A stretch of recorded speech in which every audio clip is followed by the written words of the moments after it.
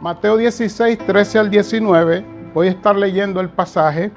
El título que predicamos hoy es La iglesia fundada sobre la roca, entendiendo el poder y la autoridad de la iglesia.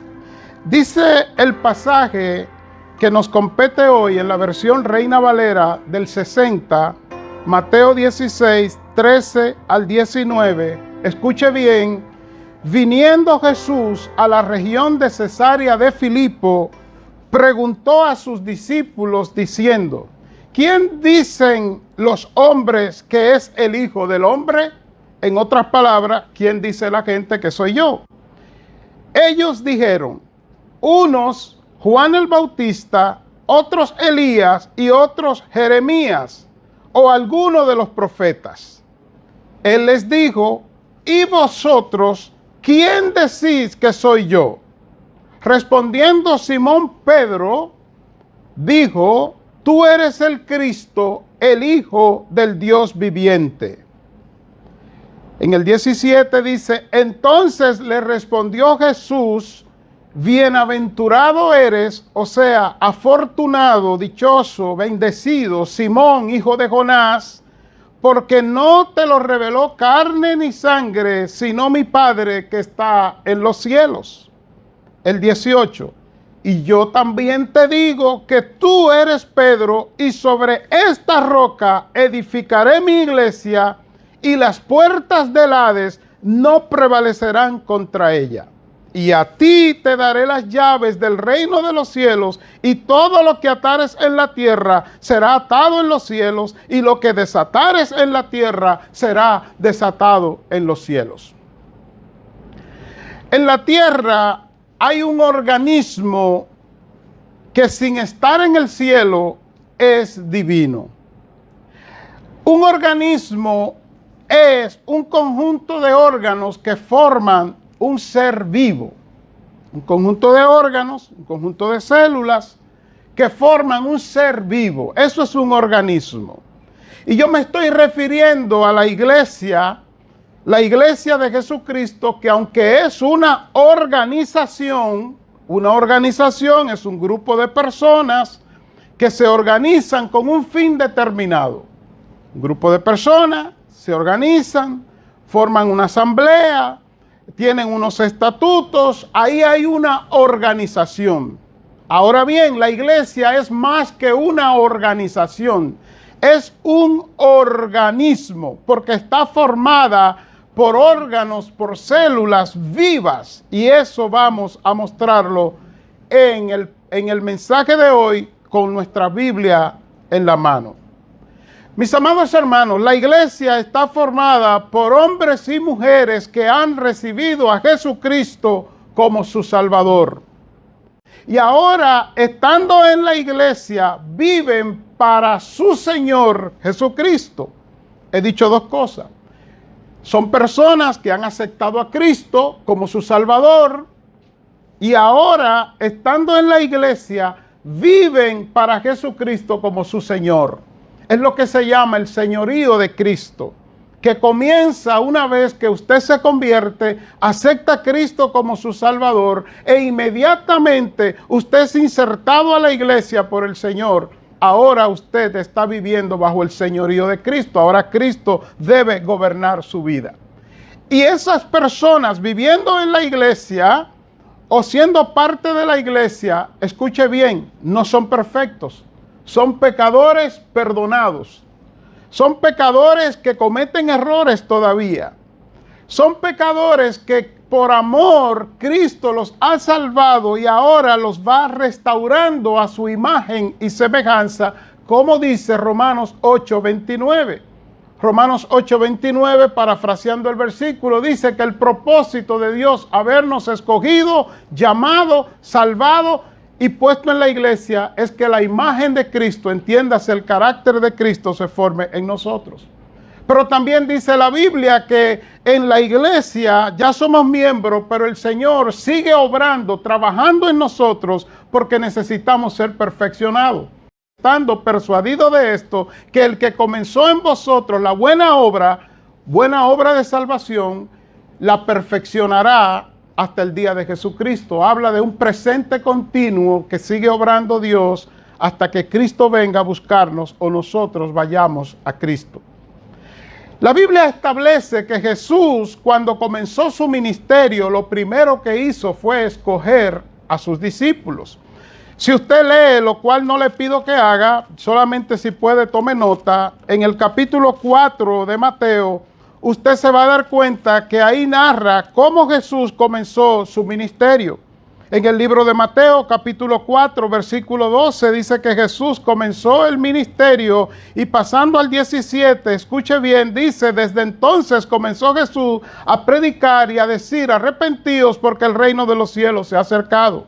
Dice que andando Jesús junto al camino en el mar de Galilea, vio a dos hermanos, vio a Simón Pedro, del cual hoy vamos a hablar, y vio a Andrés, su hermano, que echaban las redes en el mar porque eran pescadores. Y escuche cómo Jesús los llama.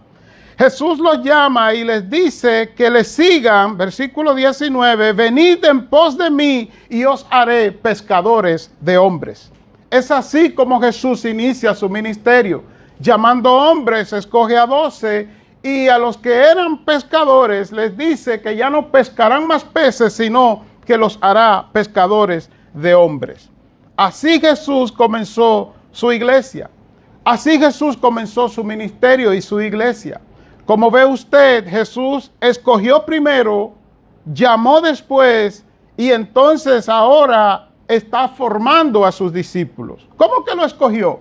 Porque dice que él iba pasando y vio a Pedro y vio a Andrés y después dice que vio a otros como a Jacobo, hijo de Zebedeo, y Juan, su hermano. Estoy en el capítulo 4, versículo 18 en adelante de Mateo. Entonces yo hago la pregunta y usted se responde, entre tantas personas, ¿por qué Jesús escogió a esos específicamente? ¿Por qué escogió a uno llamado Mateo, que era cobrador de impuestos?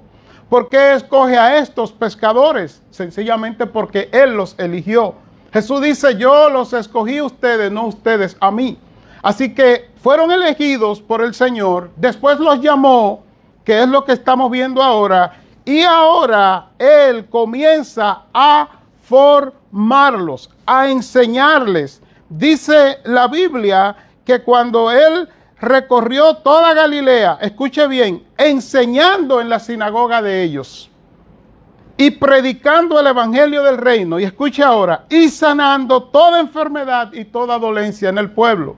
O sea, Jesús escoge, llama y comienza a formar sus discípulos y los somete a un itinerario de enseñanza, de predicación del evangelio y de sanidad de enfermedades y dolencias del pueblo, incluidos los discípulos. Así que Jesús estaba preparando a los discípulos. La pregunta concluyente es esta: ¿para qué estaba Jesús preparando a los discípulos? Recuerde el contexto en que Jesús escoge a los discípulos. Jesús tiene 31 años aproximadamente, 30 y pico de años cuando Él comienza su ministerio. Pero Él sabe que 3 años después Él va a morir, porque estaba profetizado.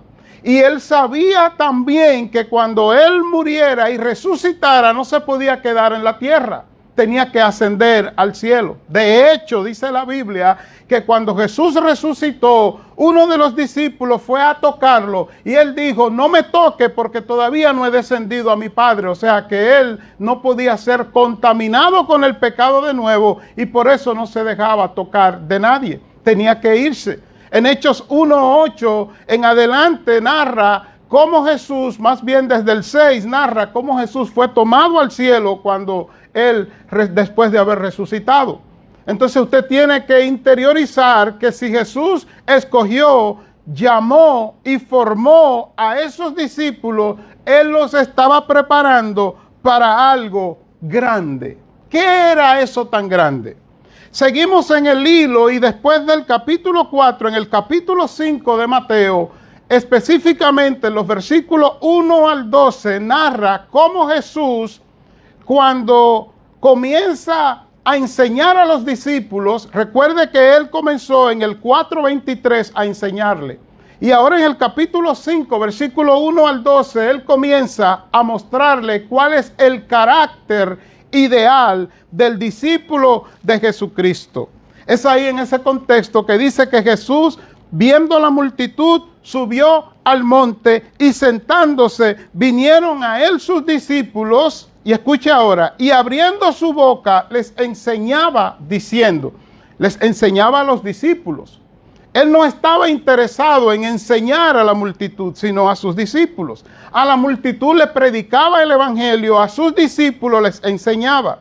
Y Jesús le dice a los discípulos, bienaventurados los pobres en espíritu, porque de ellos es el reino de los cielos. Bienaventurados los que lloran, ellos porque ellos recibirán consolación. Y así Jesús pasa a mostrarle a los discípulos cuál es el carácter ideal del que ha de seguir a Jesucristo. Pero yo hago esta pregunta: ¿estaban los discípulos formados ya en ese carácter? Obvio que no. Por eso digo que Jesús los estaba preparando para algo más grande. Así llegamos al capítulo 16 del libro de Mateo. Dice que Jesús, estando predicando en Jerusalén y alrededor de Jerusalén, Jesús ve la levadura de los fariseos, o sea, la falsedad de los fariseos. Eso está en el capítulo 16, 5 al 12.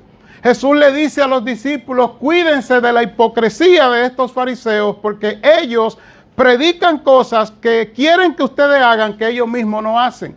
Ellos predican aspectos de la ley que quieren imponer sobre ustedes que ellos mismos no cumplen. Y así entonces Jesús les dice, vámonos a otro lugar. Y llega a Cesarea de Filipo, versículo 13 del capítulo 16 de Mateo. En Cesarea de Filipo, específicamente, Jesús no tenía mucho que hacer.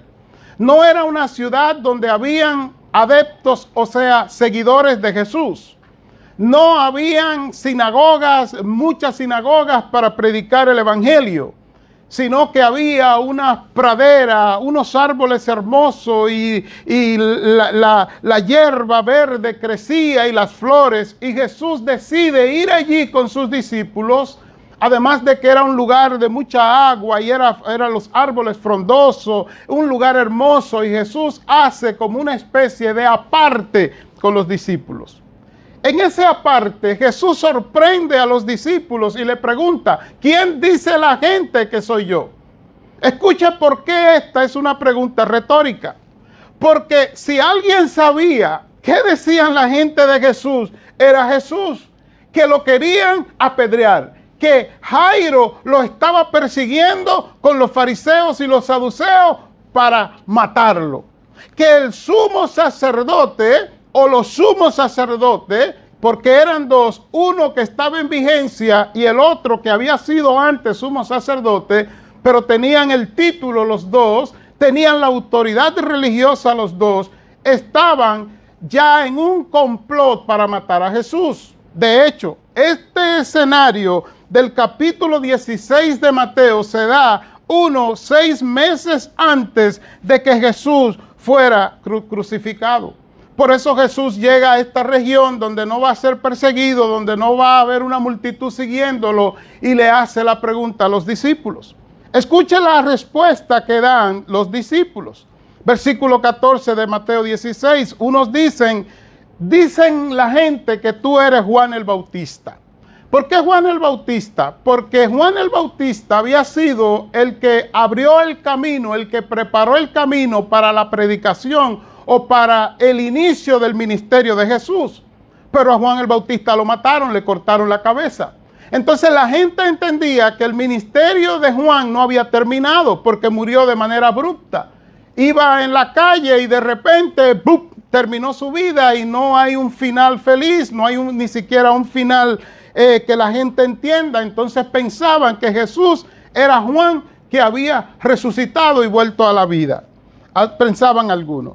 Pero otros decían que era Elías. ¿Por qué Elías? Porque Elías fue el profeta que se enfrentó al pecado en un tiempo, que agarró y derramó sangre por el bien de Dios, mató a 400 profetas de Baal que era el dios Baal, un dios pagano obvio, y él se enfrentó a ellos con valentía. Y entonces ellos, el pueblo, erróneamente decían, este es Elías. Pero escuche la diferencia, es verdad, Elías derramó sangre por el bien del pueblo. Pero Elías no derramó su sangre por el bien del pueblo. En cambio, Cristo no podía ser Elías porque Cristo iba a derramar su propia sangre para la salvación del pueblo.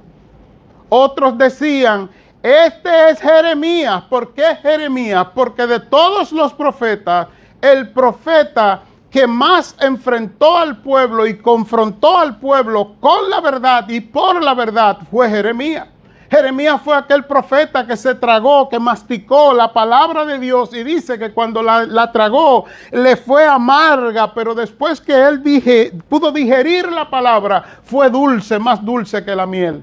Así que Jeremías representaba un ministerio de evangelio, de verdad, pero él no era la verdad, por ende no podía ser Jeremías, porque Cristo no solamente predicaba la verdad, sino que Cristo es la verdad. Entonces finalmente, bueno, ¿quién más nos queda? Bueno, dicen que tú eres uno de los profetas, alguien de los profetas. En otras palabras, la gente estaba reconociendo que Jesús era alguien importante, pero no quién era realmente. Jesús no le interesaba saber lo que la gente pensaba o decía de él lo sabía. Y ahora llega a donde él quiere llegar, al versículo 15. Yo lo que quiero saber, Pedro, Juan, Andrés, tú también que me vas a entregar, Judas, todos ustedes, yo lo que quiero saber es qué dicen ustedes de mí. Escuche bien, Cristo está más interesado en saber lo que usted y yo pensamos de él que lo que la gente allá afuera piensan de él. Porque usted y yo representamos a Cristo. Y él va directo al grano a los discípulos, no porque los discípulos no sabían quién él era, sino porque él tenía un propósito mayor, un propósito más grande. Y entonces le pregunta, ¿quién dicen ustedes que soy yo? Versículo 15. Pedro, que sufría de un mal que sufrimos mucho y era la ligereza, el actuar y después pensar, el hacer y después planificar, respondió sin pensar, escuche bien, respondió sin pensar, el 16, tú eres el Cristo, el Hijo del Dios viviente. La palabra literal aquí en el idioma que se escribe el Nuevo Testamento, que es el griego, es tú eres el Mesías, el enviado de Dios, el Salvador del mundo, es lo que está diciendo. Y le añade, el único Hijo del Dios viviente. O sea, el unigénito del Padre, el principal. Esa es la palabra que está en el griego. Lo repito, tú eres el enviado de Dios a salvar al mundo. Eso significa Mesías, el Cristo. Cristo significa Mesías. Y Mesías significa el enviado salvador del mundo. Así que él le dice, tú eres el enviado de Dios a salvar al mundo. Y eres a la vez el principal del Padre, el único Hijo verdadero del Padre, porque emana del Padre. Tú eres una emanación del Padre. Jesús inmediatamente le dice a Pedro, tú eres bienaventurado, Pedro, porque eso que tú estás diciendo no te lo reveló carne ni sangre, sino mi Padre que está en los cielos. Permítame hacer la primera aclaración de este pasaje. Jesús no está diciendo que en el momento que habló Pedro, Dios le reveló a Pedro en ese instante lo que Pedro está diciendo. Ese no es el sentido en el idioma original. Escuche cuál es el sentido. Bienaventurado eres, Pedro, porque en el tiempo que has pasado conmigo, desde que te llamé y te dije que ya no serás más pescador de peces, sino de hombres, te he enseñado la enseñanza de mi Padre, y ya la enseñanza de mi Padre está revelada en ti. Por eso puedes responder de esa manera sin pensar, ¿quién soy yo? Eres bienaventurado, eres afortunado. Lo que Jesús le está diciendo a Pedro es, lo que tú estás respondiendo no es una emanación de ti, no es un conocimiento tuyo, no es un análisis tuyo, no es una tesis tuya, es lo que yo te he enseñado de parte de mi Padre. Recuerde que cuando dice la Biblia que Jesús vino a la tierra, dice la Biblia de manera literal que Jesús es la palabra de Dios. Eso está en Juan 1, 1 al 4. Y dice que esa palabra se hizo carne, Juan 1, 14. Por eso Jesús le dice, lo que tú estás diciendo es una revelación del Padre. No piensen ustedes que es que el Padre le puso en la mente en ese momento a Pedro lo que iba a decir. No es como obra Dios en esta dispensación. Es que Pedro fue enseñado y él pudo entender y aprender sobre lo que necesitaba aprender y respondió así. Y escuche ahora lo que sucede.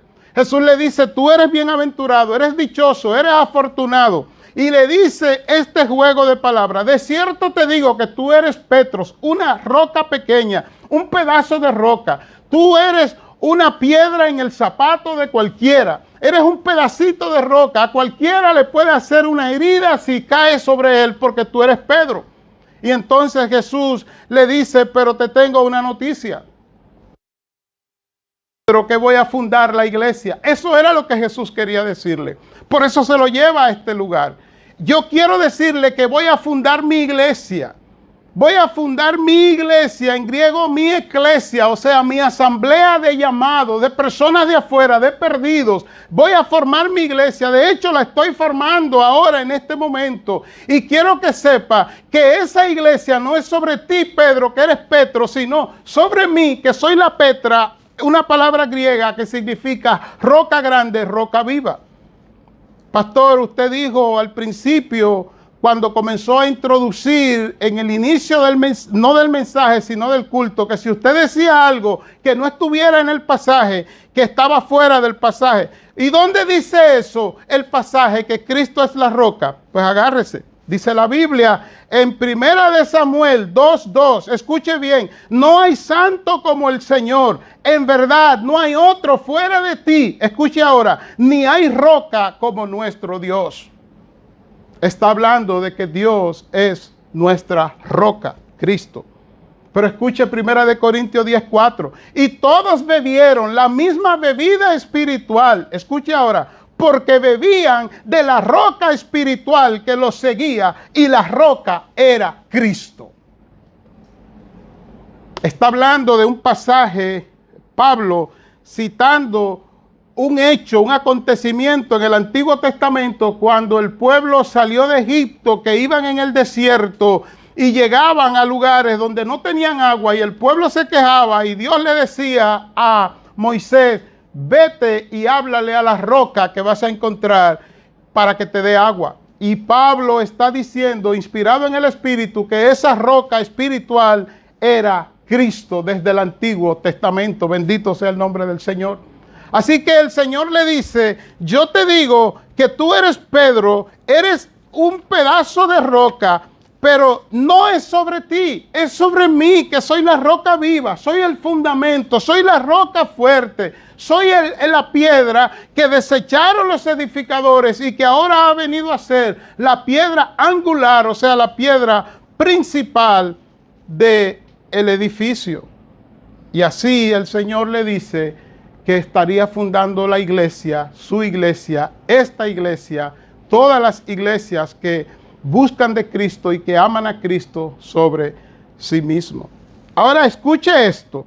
Jesús le dice que al formar la iglesia sobre sí, las puertas del Hades no prevalecerán contra ella. Y eso muchas veces pasa desapercibido en el pasaje. Jesús está diciendo, no es una casualidad que Jesús esté usando la palabra Hades, porque la palabra Hades en la Biblia tiene 3 significados. Le ha creado un dolor de cabeza a muchos intérpretes porque significa 3 cosas y uno no sabe cuál escoger. Yo le propongo en este día que como significa las 3 cosas, las cojamos las 3 y podamos ver, porque esa palabra Hades significa muerte, sepulcro e infierno. Muerte, o sea, los que mueren. Sepulcro, donde entierran a los muertos. Infierno, donde arden, que en este caso sería lago de fuego, aquellos, ¿verdad?, que no estén con Cristo. Entonces, ¿qué está diciendo el Señor? Que porque la iglesia es fundada sobre Él, que es la roca viva, la roca eterna, la muerte, o sea, la muerte suya y mía, el sepulcro, que es donde nos van a enterrar, y el infierno no pueden prevalecer, o sea, anteponerse a la iglesia, o sea, a usted y a mí. Usted erróneamente dice ahora, pastor, quiere decir que yo no voy a morir y no me van a enterrar y tampoco voy a ir al lago de fuego, o sea, al infierno. Bueno, una de esas cosas es verdad, las otras dos no. Usted va a morir, lo van a enterrar.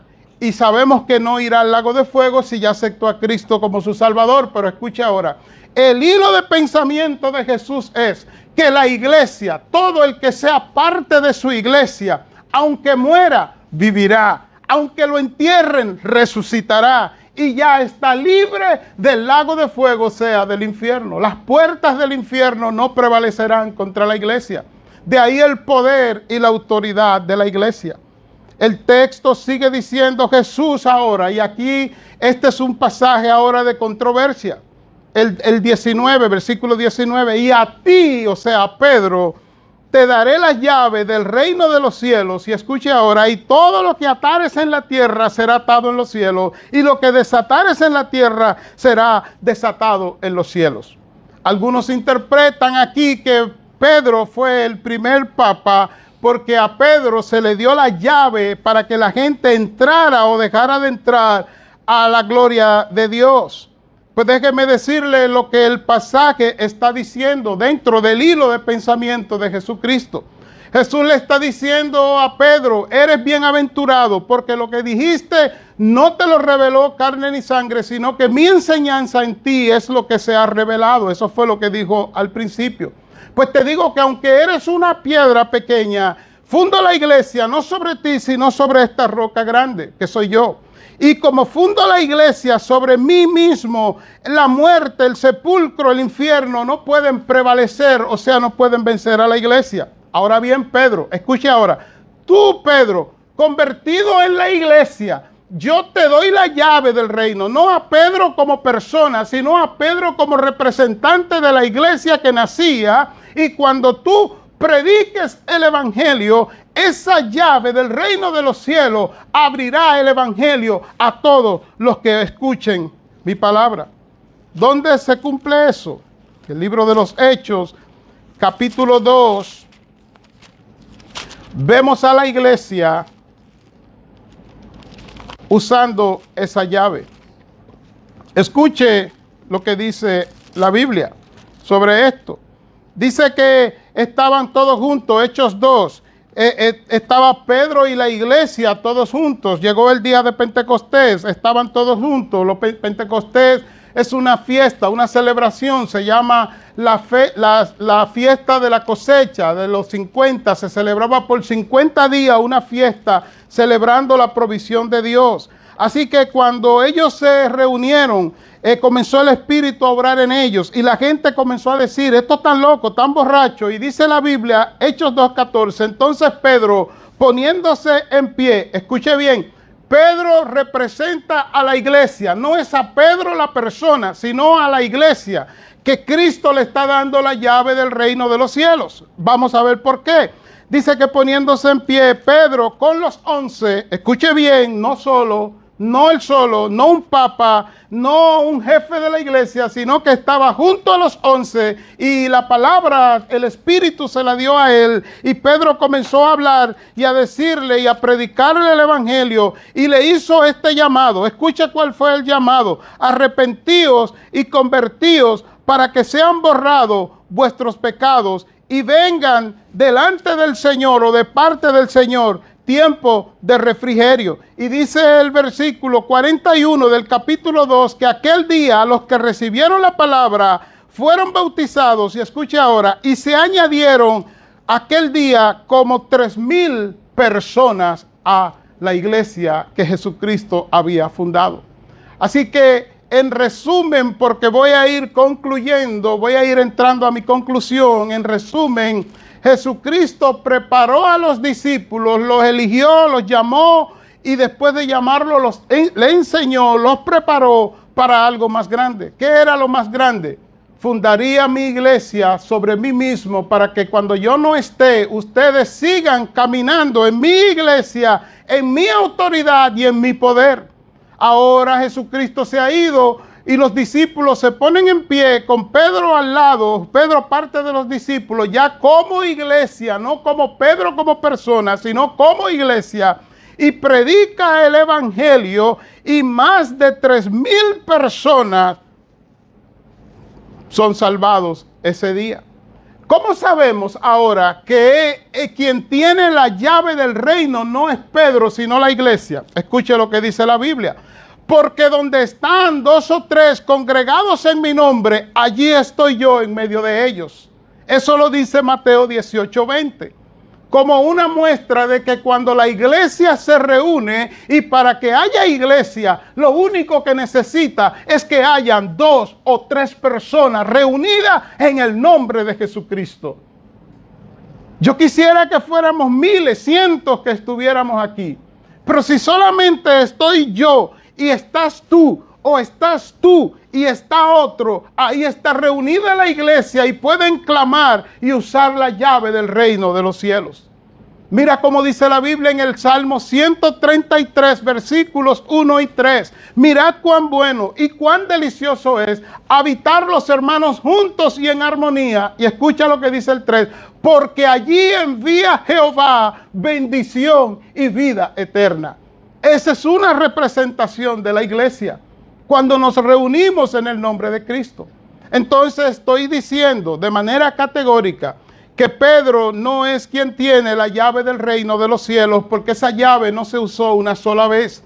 Esa llave se usa cada vez que se predica el evangelio. Repito, dice Mateo 18:20, que Jesús hablando que donde quiera que hay 2 o 3 congregados en mi nombre, yo estoy en medio de ellos. La iglesia tiene la llave del reino de los cielos porque le fue dada. Y escucha la parte más controversial de este versículo, viene ahora en la parte final, que dice que ahora la iglesia con la llave del reino, dice en el 19, que es mi cierre, para comenzar a concluir, y a ti te daré la llave del reino de los cielos. Y escucha ahora, y todo lo que atares en la tierra será atado en los cielos, y lo que desatares en la tierra será desatado en los cielos. Este es uno de los versículos más mal entendidos en la Biblia, porque yo escucho a muchos o algunos que dicen que nosotros, a través de esta aseveración de Cristo, de este decreto de Cristo, porque es un decreto de Cristo, Él es el único que puede decretar, que a través de esto, escuche bien, que nosotros gobernamos el cielo desde la tierra. Eso yo lo he oído, eso es un disparate. ¿Cómo un hombre pecador, infeliz, salvo por gracia, puede gobernar el cielo desde la tierra? Hay que ir entonces al texto griego y ver qué dice el versículo. Escuche qué es lo que dice. Dice que después que dice que a ti te daré la llave del reino de los cielos, dice, y todo lo que atares en la tierra es porque ha sido atado en los cielos. Y todo lo que desates en la tierra es porque ha sido desatado en los cielos. La seguridad que tenemos, dice este texto bíblico, al estar unido a Dios, es esta. Escuche bien. Dios escucha nuestras oraciones cuando le pedimos conforme a su voluntad. Eso está en 1 de Juan 5:14, complemento de esto. O sea que no es que la iglesia tiene poder para atar y desatar. Es que la iglesia, movida en la voluntad de Dios, su perfecta voluntad, cuando la iglesia ata, es porque Dios ya ha atado en los cielos, y cuando la iglesia desata, es porque ya Dios ha desatado en los cielos. En otras palabras, es que la iglesia se mueve en el poder y la autoridad de Cristo. ¿Cómo concluyo? Concluyo de esta manera. Si usted todavía no es parte de la iglesia, porque usted no se ha detenido y ha aceptado el llamado de Cristo para aceptarlo como su Salvador. ¿Cómo la gente se hace parte de la iglesia? Cuando firma un documento, no. Cuando usted ora pidiendo al Padre que en el nombre de Jesús perdone sus pecados y que inscriba su nombre en el libro de la vida, y que usted quiere vivir eternamente para Él, ahí usted se hace parte de la iglesia universal, la iglesia del Señor, el cuerpo de Cristo, del cual Cristo es la cabeza. Ahora usted pasa a una iglesia local donde usted va a ser instruido, instruida, formado, discipulado, como dice la Biblia, y entonces usted está siendo parte de la iglesia. Si usted todavía no ha dado ese paso, hoy es el día, porque Cristo le dice que Él ha fundado su iglesia y que las puertas de la muerte, del sepulcro y del infierno no pueden dañar a su iglesia, no te puede dañar a ti si te entregas a Cristo. Y a los hermanos les digo, nosotros tenemos una gran responsabilidad.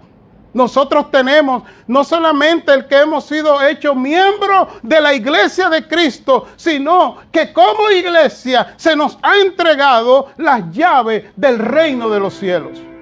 Entiéndase que todo aquel que va rumbo al infierno, nosotros tenemos las llaves para abrir si le predicamos el evangelio de Jesucristo. Señor, he predicado tu palabra.